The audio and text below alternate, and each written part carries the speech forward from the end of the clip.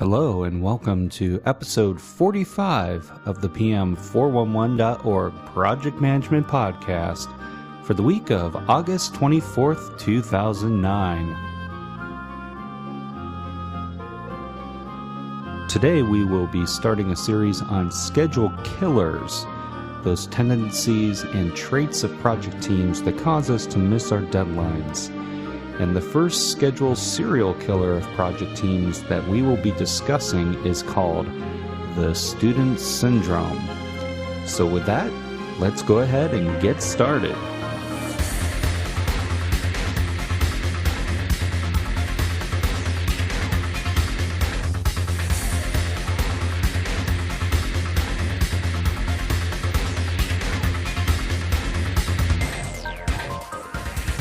Welcome to the PM411.org Project Management Podcast with your host, Ron Holohan.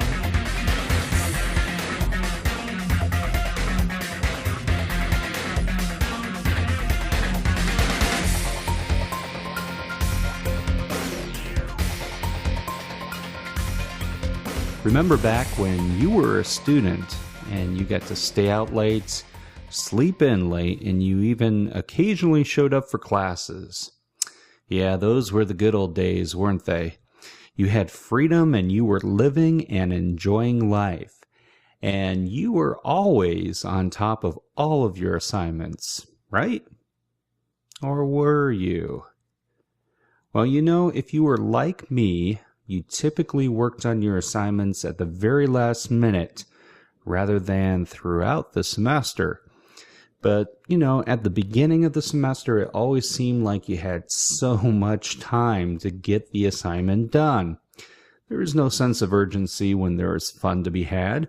And, unfortunately, this form of procrastination, oftentimes called the student syndrome, is not just a malady of high school or college kids. Yep, probably most of you have seen it on your project teams as well. That team member that comes to you in a panic the day before the deliverable is due, although they had nearly 4 weeks to finish it. Or maybe it's that supplier that sends you 2 parts short because they had a problem and they weren't able to get all 500 pieces done. Well, even us project managers, how many of us have started working on our status report the night before it was due? Maybe once? Twice? So, what exactly causes this student syndrome? Well, Wikipedia defines student syndrome as the phenomenon that many people will start to fully apply themselves to a task just at the last possible moment before a deadline. Wikipedia goes on to state that although the student syndrome is a form of procrastination, there is usually a form of psychological justification behind it.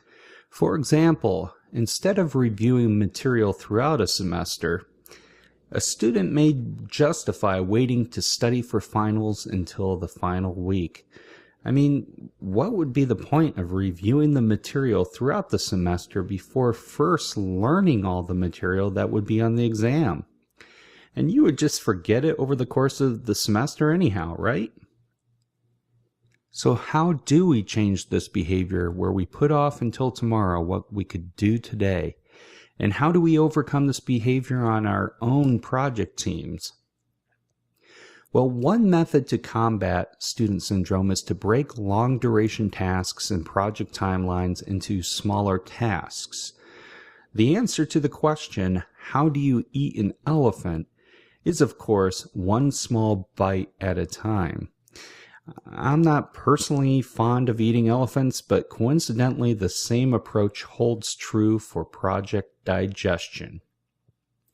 By breaking up your schedule into smaller phases and then into smaller steps, tasks, and milestones, you are reducing an overwhelming large-scale effort into manageable bite-sized pieces. And these pieces can be more easily monitored and controlled by you and the team. And as a result, you can maintain a steady pace throughout the project. You can also more quickly determine any quality or delay issues prior to taking another small bite. This is really the premise behind agile development, where they promote the use of bite-sized review meetings, where the team reviews just the status of the work that has been completed since the previous meeting. And I really discussed this approach in detail in episode 3 on managing effective meetings. So go back and listen to that. So you might be asking, what exactly is considered a bite-sized task? Well, that really depends on how long your projects are. A 10-year project could probably have less task and activity detail in its schedule than, say, a project that lasts just 2 weeks. However, I would say a good rule of thumb is the 880 rule. And if you're not familiar with the 880 rule, the 880 rule states that your project work packages should be no shorter than 1 day or 8 hours in duration and no longer than 2 weeks or 80 hours. So the 880 refers to the number of hours represented in each activity.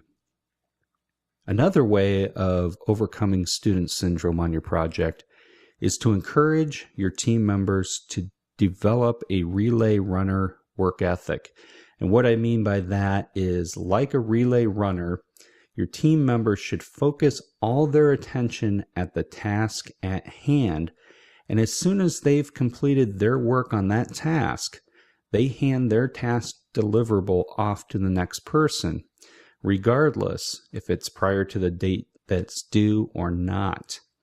So then the next person then focuses all their attention to complete their portion as fast as they can in order to pass their task deliverable onto the next person, and so on.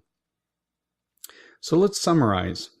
First, people tend to wait until they feel it becomes critical to focus all their attention on a task in order to hit a specific deadline, and this is called the student syndrome.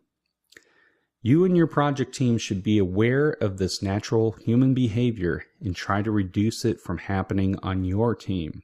And one approach to reduce student syndrome on your project is to break the project down into bite-sized tasks that follow the 880 rule, or 8 hours as a minimum and 80 hours as a maximum for each activity or task.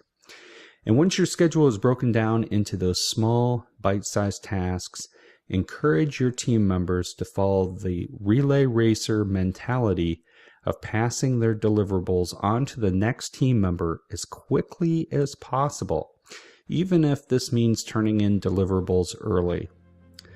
By following these steps, you will find that due dates are less important to the team, and that completing the work as quickly as possible is a lot more efficient.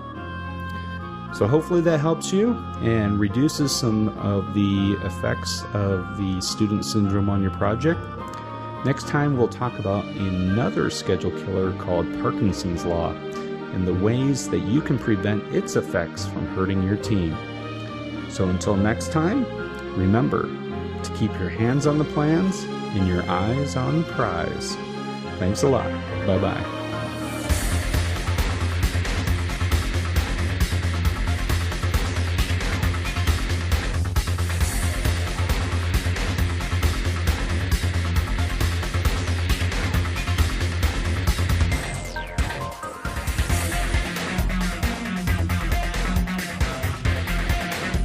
You've been listening to the PM411.org Project Management Podcast, recorded and produced by Ron Holohan.